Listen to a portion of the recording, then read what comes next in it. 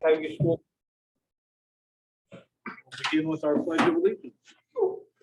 I pledge allegiance to the flag of the United States of America and to the republic for which it stands, one nation under God, indivisible, with liberty and justice for all. Well, Mr. Peterson, looks like you get to do the honors. Yeah, I was just looking around thinking about who are we missing tonight, but I realized Mr. Gonzalez is in the crowd. So I'm going to ask Mr. Gonzalez to come forward and we're going to administer the director's oath of office. So repeat after me, please.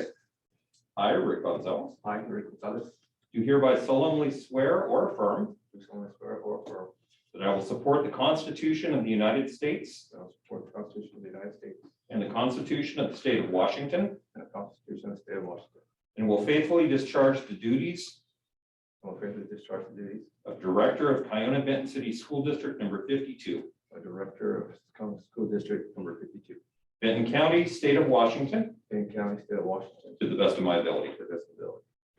Congratulations.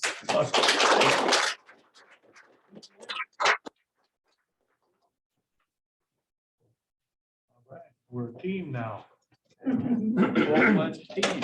Been a while since we've had five fully, going. It's good stuff. All right, well, we'll move on to delegations. I have no delegations this evening. Okay. Then we'll move on to our proposed consent agenda.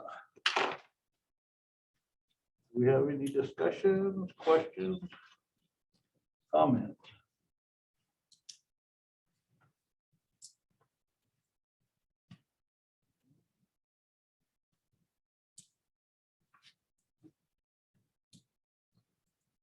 Nothing?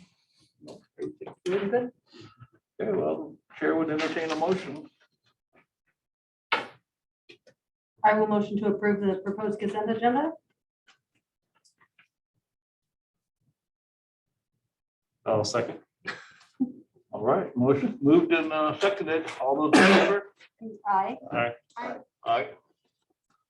Unanimous. Then we'll move on to public comments. Do we have any written?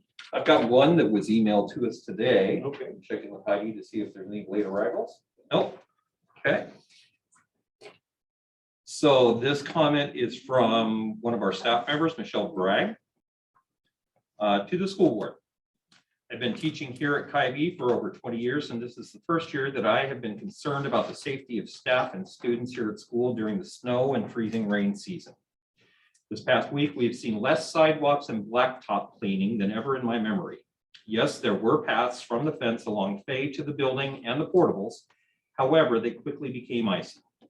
While the sidewalks in front of and around the portables are nice, they have such a slick finish whenever any rain, snow, or ice are on them, they become unwalkable. Last Monday, I witnessed 4 of my students slip and slide on the sidewalk at the bottom of the ramp into portables 1 and 2. On Tuesday, one student slipped and fell in the presence of an administrator.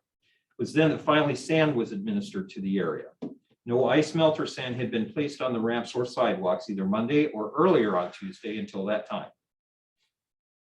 On Friday, one staff member slipped and fell coming up our small hill from Fay to the blacktop, causing her to drop her materials. Luckily, another staff member was there to offer assistance. There are several staff members and students who need to cross the blacktop and use the sidewalks every day as part of their school day.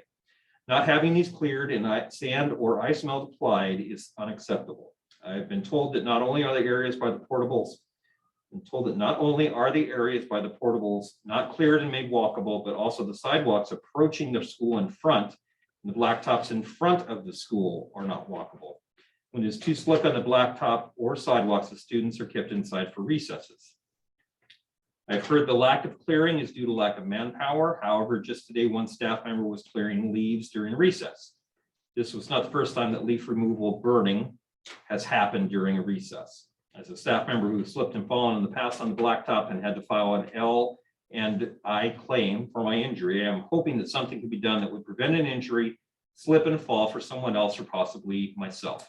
While I realize that at present there isn't a need for walk and blacktop clearing. We're just starting the winter period.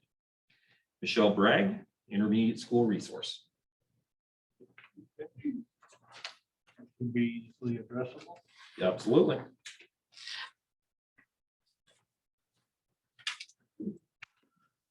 Okay, I guess. Any other public comments? Board comments. We're moving on to board comments.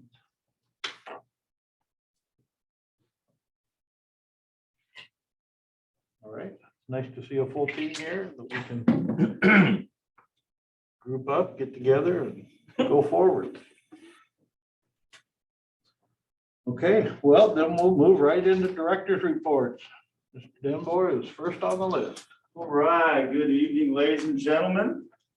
Thanks for allowing me to talk here tonight. So catch up the last month or two.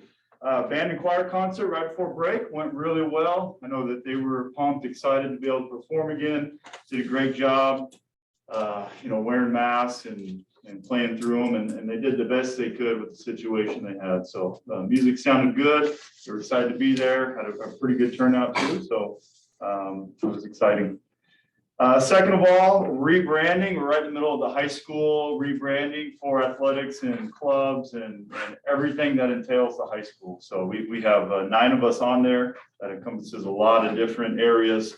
We got our wood shops and ag to make metal. They're part of it because I want to make sure that what we do is feasible for them, and club advisors and coaches and so forth. So we're right in the middle of that. We thought it would take a couple months, but our track coach that no longer going to be coaching for us, he's going to be moving to Serbia to coach football there.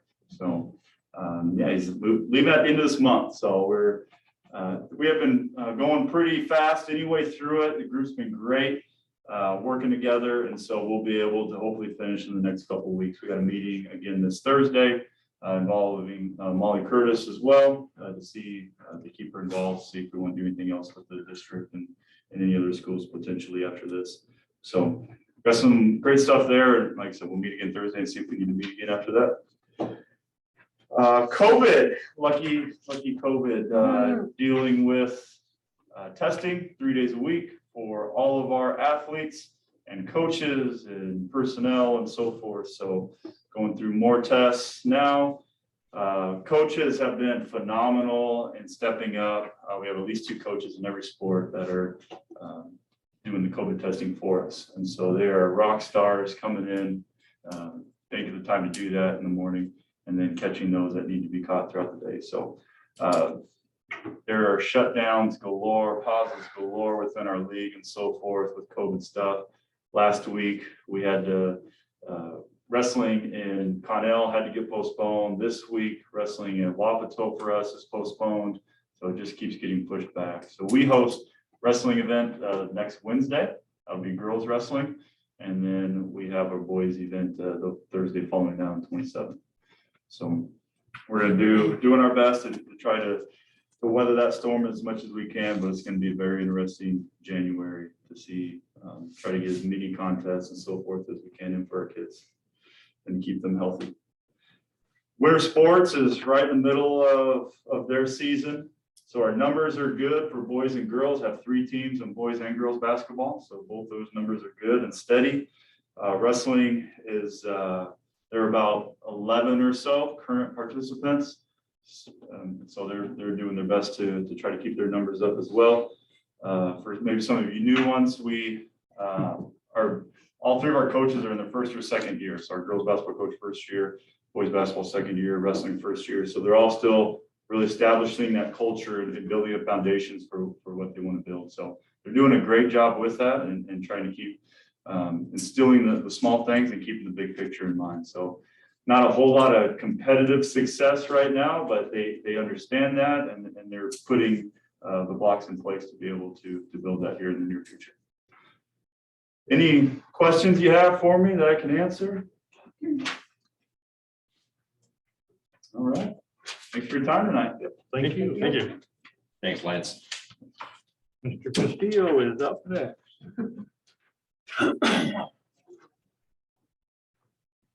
Good evening, everybody. Just some quick updates on some of the programs I'm have to oversee or facilitate. I'll start with ECAP or ECAP preschool. We are now fully enrolled, so that's great news. I wanted to publicly thank our ECAP teachers for working together with the Chamber of Commerce during Christmas. They were able to provide 11 families with boxes of toys and blankets, and even 5 children received bikes from the Chamber of Commerce. So that was really neat to see that. Our safety security program, student threat assessment. I'm happy to report that as of November 8th, all members of our threat assessment team have been trained as required by school-based threat assessment board policy 3225. So we were waiting for November to get everybody on board. So all are trained. December 7th, we had armed intruder lockdown drills. So that was some work that we did in collaboration with Benton County. So what we did is planned out 2 different lockdown drills, one at the elementary middle school and one at the high school, in which Benton County presented us with a scenario in which we had to respond during a lockdown. The intent of that was to have them be present to observe and evaluate and give us input and feedback on how well we're doing. It's always nice to get outside pair of eyes, especially from experts like law enforcement, to give us that input and feedback on how we're doing and what we can do to improve. As a result of our post-drill debriefs and some feedback back from Benton County, overall, we did a really, really good job. We responded very well, very quickly. There were some areas that they made some suggestions, and in some areas that we're also seeing that we can improve on, but that's the nature of the game. We can always work to improve and get better. So that's definitely what we're doing. Those summaries were given to building administrators so that they could read through all of the input and then share it with their staff, especially acknowledging all the great things that we did, and then looking at what are those areas in which we can improve. So that went really well. The following day, December 8th, our trainer, our CERT team, if you're not familiar with it, it's a critical incident response team. It's that group of administrators that have been trained to respond to active shooters in our school district. So that the evening of December 8th at the high school, he took us to a few hours of scenario-based training in the building. And the purpose of that was to provide us with instruction and practice on how to respond to simulated active shooter situations. And also, he has a number of different techniques that he uses to up the stress level, up that, anxiety level. Of course, you can never simulate the actual event, but his job is to put us through some of this practice so that we could get as close as possible to what it might feel like, God forbid, in the event that we ever had to respond to an active shooter in one of our buildings. But Benton County was also invited and they were present. So they were able also to observe what our response looks like, what's the kind of training that we go through. They were very impressed, not just with the training, but with the team themselves. One of the deputies, as he left, did make a comment that he was very impressed, because I kind of kittered around with, hey, what do you think about the bunch of educators going through, training like this? And he said, you know what? I love the training, and I think you guys are doing a great job.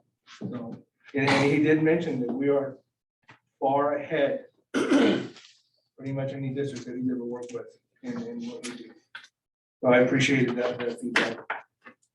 We have 2 new members coming on board to our CERT team, and we have training set up for the 25th and 27th of January. So the classroom portion of those trainings will be via Zoom. That'd be the best way to get that done as soon as possible. So I appreciate Justin opening it up so that the rest of the team can also be involved in the training, since it's been 6 years now, 6 years this January, since we had our initial classroom instruction training. So it's opened up to the whole team to kind of get a refresher if they so choose, but our 2 new members will be on board here in January. And then the field training itself, we're gonna wait till the weather gets a little nicer before we are able to get out and do that field training. Last but not least, 21st Century, current enrollment, 45 students. Our program schedule is Monday, Tuesday, Thursday, 7:30 in the morning, and then after school tutoring 3 to 5. Wednesdays, they'll go 1:30 to 5:30 in the afternoons. Curriculum includes social emotional learning, literacy, STEAM, physical fitness, nutrition, and art. They've been doing a great job with both of our before and after school tutoring programs. Jennifer Long, food service, continues to do a great job working with our programs to provide snacks for kids in the evenings. Unfortunately, this year is the last year of our grant, but Mr. Peterson and I did meet with our site coordinator and the ESD's program director to look at the possibility of extending this program for one more school year, this next school year, giving us some time to look at writing a new grant proposal to start the year 23-24, with ideally being able to extend that before and after school program K-8, because I know that would be a great offering for our middle school students as well. So that's what we're shooting for. That's what we're working towards. Any questions for me? Thank you. Thank you. Thank you. Mr. Adams, yes, sir. Won't take a second. Oh, thank you. Welcome to the team. Well, I don't have a lot to report on. We don't have a lot of projects going on, but I'd like to take a couple minutes and just let you know on the great job that the people that work for me are doing, as short staffed as we are. I think they are quickly underappreciated, and people assume that they know what their job is and their workload and stuff, which it sounds to me is far from correct. So, honestly, the day-to-day operations, it's the hardest right now and in the summer for HVAC, grounds, mechanics, everybody. I just think the crew I've had has done a fantastic job. Grounds crews out early in the morning, they're driving a bus for us, they're prepping grounds and they're driving from 6 to 8, and then they get back and try to do grounds and drive bus again. And we've got custodians driving bus, and we've got grounds people in the cafeteria, and it's just never ending. So I think we need to take a minute and just appreciate the people that we have and the dedication that they have. Troy's done a phenomenal job with our buses. There's been parts that have been back ordered we can't even get. He's tore those things apart, cleaned them, figured out how to fix it, get them buses back on the road. So like I say, I don't have a lot to report, but I just want to bring it to each and everybody's attention on the job that everybody does. Some people have pretty simple, small jobs, and they just assume that they know what everybody else should and could be doing. So just want to enlighten you. And as you all know, welcome, like I said, welcome to the team. And as you all know, I have an open door. If you ever have a question on what's going on, or don't be afraid to stop by. I'll lend you in here. Any questions? I must say there was a bit of a sigh of relief among several of our staff when we saw we had another bus driver going to the board. Yeah. Full time. Actually, So Billy, one of our senior drivers, has done a great job assisting us and pushing these people through. And it's just, honestly, it's really a team effort. And I thank her, and I thank each and every one of these people. No matter what I ask of them, they're more willing to work for me in the district. So, okay. Thank you. thanks, Dan. Oh, Dave is up next. Hello, everyone. So winter break went well for my team, the IT department. We were able to do a lot of projects that we weren't able to do in the middle of school, just to, we don't want to put a scissor lift in the middle of the gym while they're playing volleyball. It's a little problematic, but we were able to get some of those things done. Thanks to Dan's team, by the way, to help us get that stuff situated. We were also able to do just some actual physical cleaning that we needed to get done in the server room down at the middle school. We were starting to burst out of the seams and into the gym or into the weight room. Now we've slowly brought that back down to what it needs to be. With that, this week was the start of our testing for the school. So starting from now until pretty much till the end of school year, we have someone testing at something. So we've made sure that the tools are in place with the links that are needed to be put in, the software to make sure it's updated. And we're off to a pretty good start. Today was map testing for third grade, and CD did not call me crying, so that's a good thing. So, with that, we did last month in December, we were able to have 2 technology committee meetings, which for a refresher, that's when we get together, 2 teachers from each building, we get together, have a meeting, and we discuss things, all things technology. Not to steal Mr. Peterson's thunder a little bit, but we did these last 2 meetings, we had been over Power Schools, which is the student information system we're potentially looking at getting. And not to say too much, but the teachers did seem to take to it. The interface is very, very fluid, and everyone seems to be more of a natural user when it comes to using this. That's not to say we wouldn't have our trainings and things like that, but I think Power Schools is would be potentially a great substitute for what we currently use, which is cumulative. Working with Mr. Beckley right now to get up our new, we're doing a new HR portal for our website. In iVision's working with him. We just finished our back end stuff with setting up all of our server stuff. So that way, now we're going to go out to iVision and make sure that our connections are working. So hopefully we have the website done by, let's say, about mid-spring. So and on top of that, two last things, E-Rate, which is our annual application to go out. We put a bid out for services that we need, things like firewall licenses, access points, things like that. We're able to get those reduced at a high rate. This year, we've decided to just update our firewall license, which costs for a 3-year license is about $20,000, but potentially we get 80% discount. So that's a great thing for us. And I hate to leave on a bad note, but we're still unable to, we still have not received our access points for E-Rate for last year.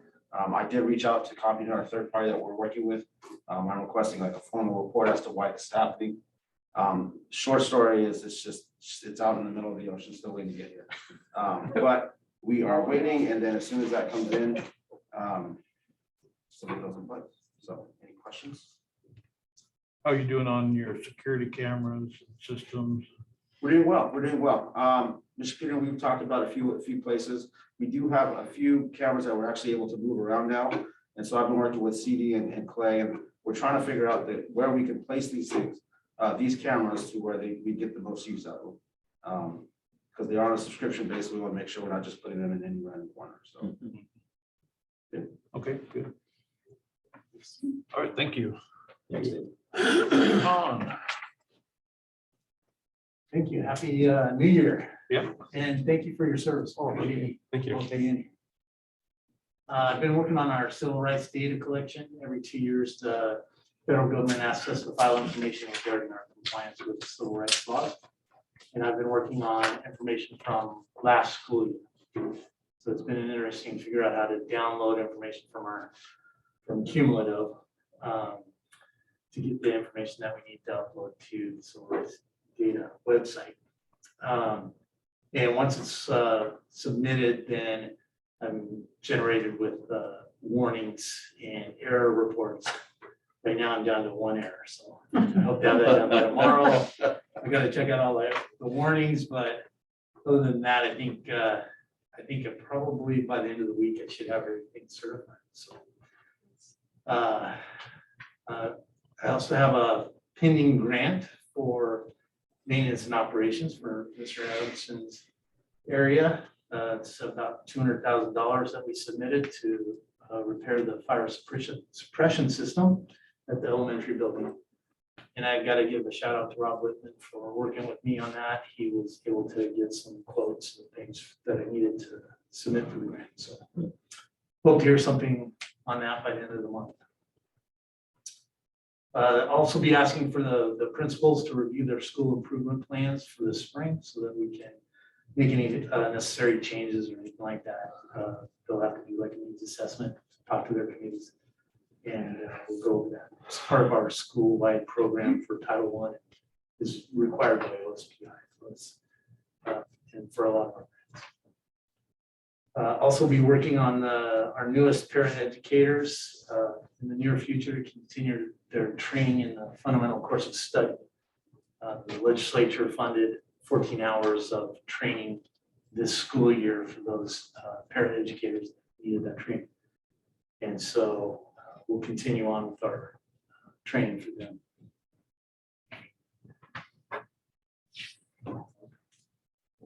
Is that the bright ideas that I saw for paraeducator training? Okay. I just saw on one of the vouchers, there's a lot of paraeducators and it was listed as bright ideas. What that is. I can find out. Okay. Well, thank you, sir. Ms. Paula. Okay, well, I'll start with them. I think that you did get a little handout of my report. For the migrant program, we have Jessica Ragosa at our high school who works with our high school students, and she is phenomenal at ensuring that our migrant students get the experience of going to different colleges or technical schools. And so she's right now coordinating a visit to Eastern in March. And so we're hoping everything will be okay for about 30 of our students to safely go to campus there. We're going to be working on putting together some homework toolkits for our migrant families and also another health and safety kit of masks and sanitizers for our families. We have 3 PAC meetings, our Parent Advisory Council meetings. We're going to be hosting our second one, which we review migrant program implementation on February 3rd. And then we're also, as you saw on the agenda, we're recruiting for high school migrant paraeducator for our program. And that person is essential to the work that happens there because they work side by side with Jessica to work in our PASS program, which is the credit retrieval program, and then also tutor students in our math classes. So I'm hoping that we find somebody great to take the place of Jose because he did a phenomenal job with Jessica. In our bilingual program, we're prepping for our bilingual state assessment, which first day will be February 1st. And we have about a month and a half to finish the testing. So each building coordinates how they're going to be testing students. But between Joni, Ashley, Adeseli, and myself, we kind of do the framework and then work with the principals to ensure that that is done timely with the bilingual students. We're going to be having a meeting with one of our consultants, Petra Nelson, who supports us with inclusion. And at that meeting, we're going to be talking about our master schedules for next school year. And so not only are we going to talk about placement of students for inclusion, we're also going to talk about placement of our bilingual students because the state asks us to serve students through their instructional level where they are with their English language development. And one of the great things that we've built up here in Kybee, I'd say the last 2 or 3 years, is we have given the opportunity to several of our teachers to get their ELL endorsement. So these are teachers that are teaching general education. So currently we have 8 in our district that have their ELL endorsement. So our neediest students we need to ensure that they're placed in those ELL certified teacher classrooms. So that's what we're going to be working towards for the coming school year. And we have an additional 3 teachers that are working on it right now. So next year we'll have 11 of our teachers, our general ed teachers certified in ELL. And that's just a huge support for our bilingual students.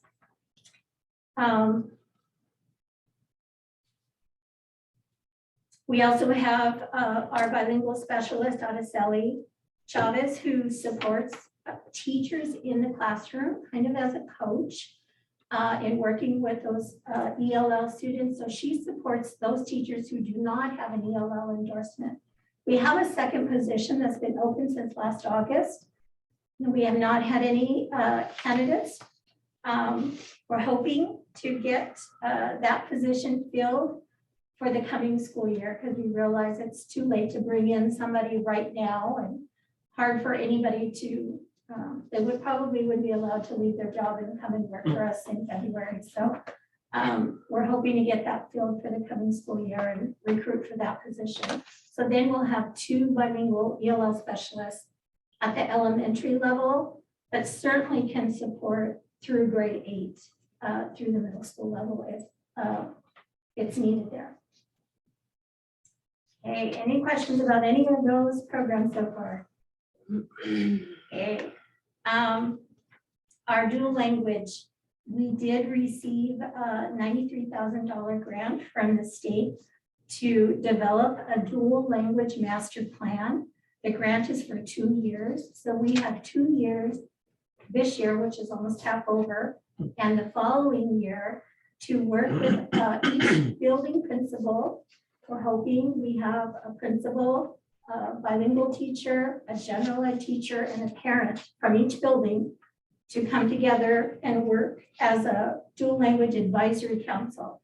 And it would be wonderful to also have a board member representative in that building. Of course, Pete will also be a member of the advisory council. So the goal of that is to have a preschool through grade 12 dual language master plan for our district. And the funding is for professional development, for trainings for all who participate. We also have funding to pay advisory council for the time that they have during that meeting. And so it's just really a blessing to our district that we will get this done, and we have the funding to do it, and we have the time. We have 1.5 years. So our goal is to implement beginning school year 23-24 with our first classrooms as they transition out for dual language. So please email me or let Heidi or Pete know if any of you are interested. We're working with, we're contracting with Catherine Harrison, who is well-known here in our state of Washington in leading that work. She is she is the person that developed a framework already, a template for the dual language master plan that most of the districts that are doing this work are using. So she is the one who's going to facilitate all of our training. And in special ed, we are working really hard with inclusion, and Pedro will be coming on the 18th. We're meeting with elementary in the morning and secondary in the afternoon, and working on our master schedules to ensure that we continue our inclusion program and our students are placed appropriately from the beginning of the school year. Okay. Thank you. Thank you. Thank you. Thanks, Diane. Julie, just to answer your question, Bright Ideas is a program that Diane uses for English learning. Those were allocated to her peers. It's an English learning language tool. Thank you.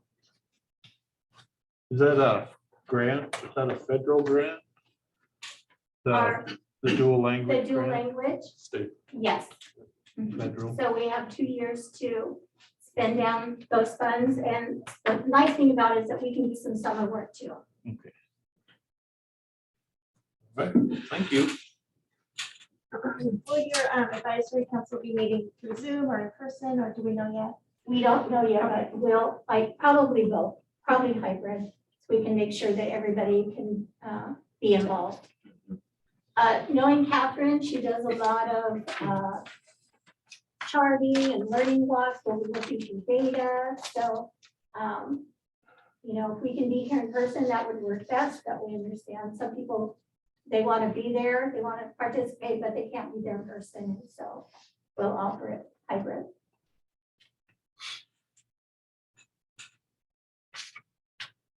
Okay.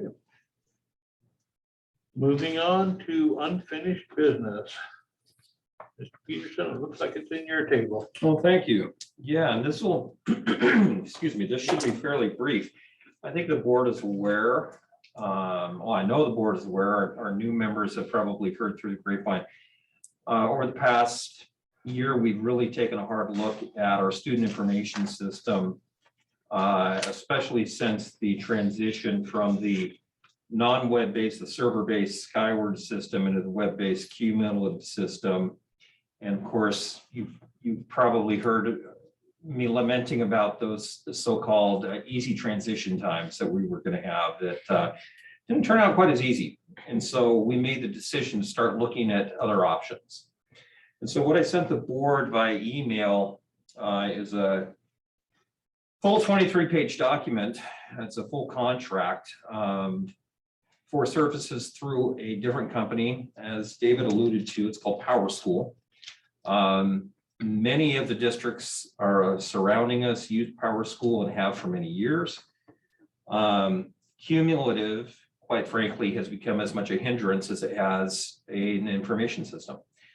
And in fact, those transitions went so well that they have since stopped forcing districts to transition to cumulative, if that tells you anything. So as David said, we've had our IT committee taking a look at this program.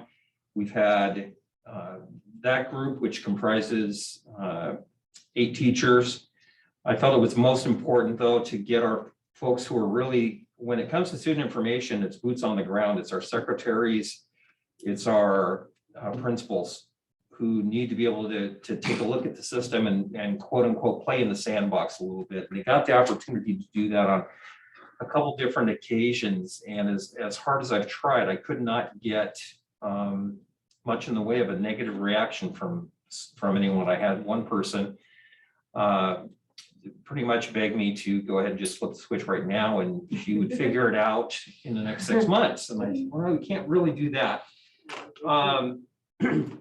I also have to give PowerSchool some credit because when David and I first met with the representative, gosh, end of November, I gave him my expected timeline of when I wanted to be able to come to the board with a recommendation. And to his credit, he took the 10th of January and wrote it down somewhere, because on the 6th of January, I received a contract that I forwarded to you all. Everything else being equal, I would be making this recommendation. But if you look at the purely from a dollars and cents standpoint, this school year cumulative through the ESD and Yakima is costing us $41,000. And as you look into that contract, you will see the first year, including the implementation trainings for everyone under the sun, comes out to $24,300. Our subsequent years, then in a 3-year contract, come out to $16,000 moving forward. So we're seeing a savings of, quite frankly, almost 50%, simply by making the switch. Fortunately, though, we're looking at switching to a system which has gotten very good reviews from the people who are going to be using it, which is the most important thing. It makes no sense to save money if it's going to be a hardship.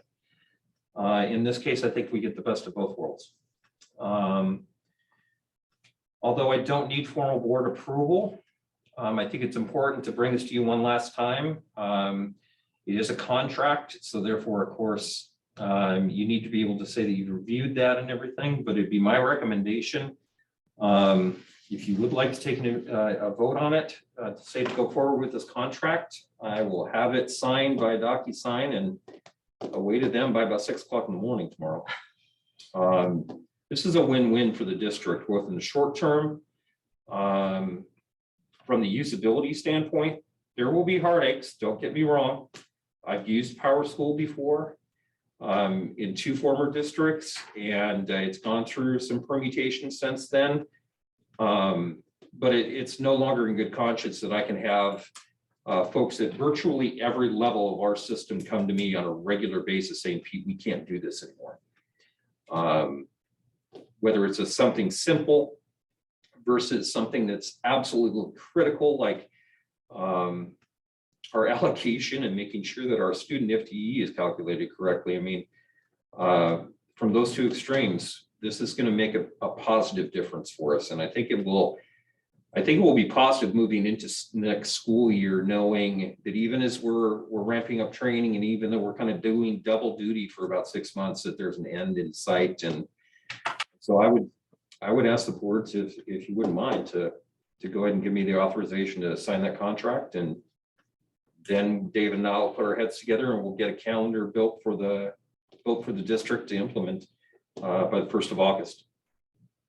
Going live, that is. And happy to answer any questions for you.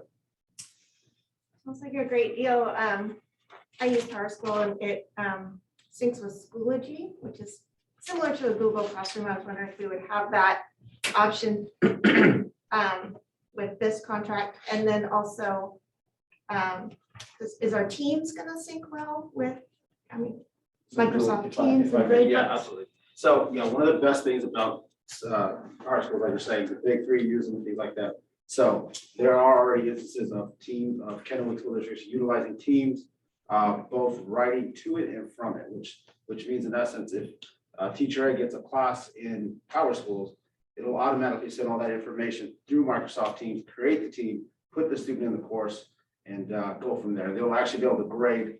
And the great thing about Power Schools, it's a bigger product than what we're currently using. So it has a lot more integration with a lot more tools.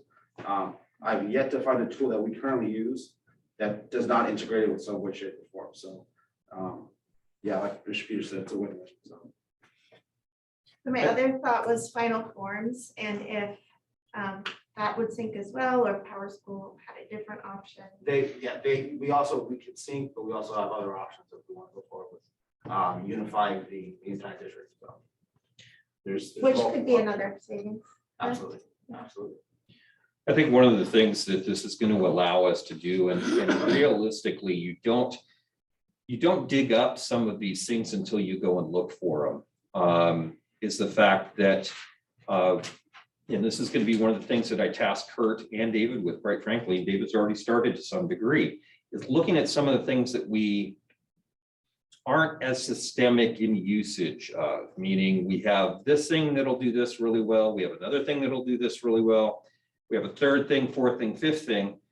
And quite frankly, there are, in my opinion, many items within PowerSchool that can at least, if not lessen the impact of some of those other contracts, but eliminate some in many cases. Although we don't have anything from the parent side of things, I can tell you that the parents are not going to have nearly the issues with logins, with getting information from PowerSchool that was quite frankly a stretch to get out of Cumulative. So it's going to be a system-wide review. I think this is a very important first step, because this is the basis. Your student information system is the ground and the basis for everything else that you do in a school. Everything needs to talk and play nice with it. I just don't think we're going to have the issues that we currently do. And hopefully, I have no doubt, in fact, that David and Kurt are going to find some additional cost savings for us. Did we assess any other solutions? We didn't, both from a usability standpoint, there are, quite frankly, there are 3 big ones that are used here locally. And by locally, I mean in the state and region. We moved from one of those into Skyward at the time, from, and I believe it was Schoolmaster back then, wasn't it? Schoolmaster and Tyler. Schoolmaster is one of the big 3, and I said the big 3 of WSIPSI, which is Cumulative, PowerSchool, and Schoolmaster are the 3 most widely used. We moved from there to Tyler. We moved from there to Skyward / Cumulative WSIPSI, and now we're gonna go forward because we, quite frankly, didn't see enough of a change in what we would be getting by going back to a Schoolmaster system that we didn't like so well. We eliminated it two times ago. Okay. When does our contract with Cumulative terminate? Cumulative, our last should be August 1. Within a school system, the end of the year processes actually start at the end of May.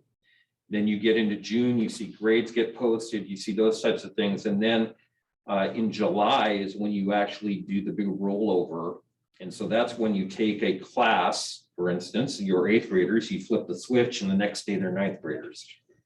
So you make that, all those end of year processes happen. The most intriguing thing from my point of view too, is all of that is going to be taking place simultaneously in Power School, so that when we finally do flip the switch, we aren't going to have to keep it on over on the side and flip it back on every once in a while to see what's actually happening. By running them simultaneously, one in a training mode and cumulative still as our SIS, we're going to make sure that everything is absolutely up to speed by August 1 in Power School. So when we drop cumulative, everything will be as it was.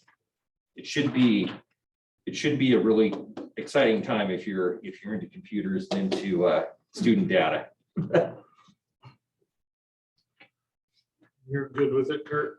There, yeah, so I was gonna say there is a financial component in Power School as well that has a potential to, and we're just kind of starting to take a look at it, but it has the potential to replace Forecast 5 and Tyler Technologies seamlessly. So it would be a pretty major undertaking to switch that financial system over, but I am both mentally and physically, but I think that it's possible and it's a doable thing if we can consolidate. If we can get, if we can consolidate and get away from Tyler and Forecast 5, that would, generate probably another 40,000 in savings. So it just kind of depends on what the system looks like. I haven't seen a demo yet, and it's just one of the first things that we're going to look at, that I'm looking at from our perspective. But I also have 3 staff that I need to make sure that they're fully on board with and like what they're doing. But financially, we'll be okay making a jump. We'll be creating cost savings. Dave, you can capture all the data from cumulative. Yes. Yep, absolutely. Before No, like Mr. Speaker said, the transition, it would be a twofold type situation where we migrate during the off season per se. And then once we move to Power Schools, we move on to that. Good times. And then when they come knocking for their money, it's sorry. Close and drop the lights.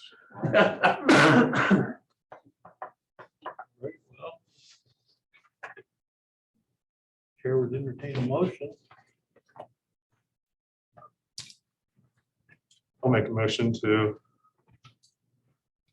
allow superintendent to move forward with Power School.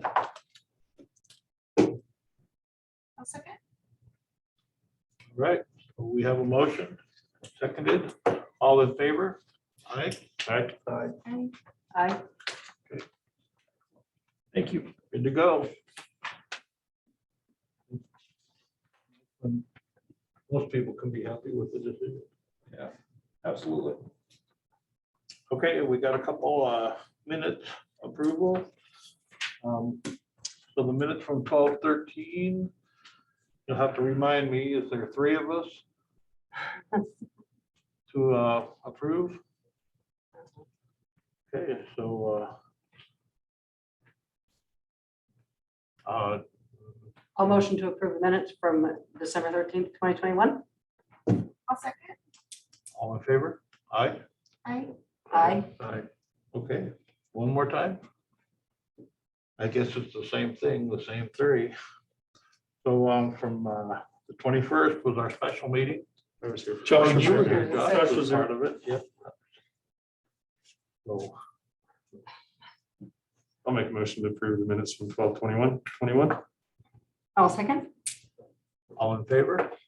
Aye. Aye. Okay. Well, we will be going into executive session pursuant to RCW number for 30 minutes, and then we'll adjourn. There won't be any business to follow. So thank you for coming. Thanks, everybody.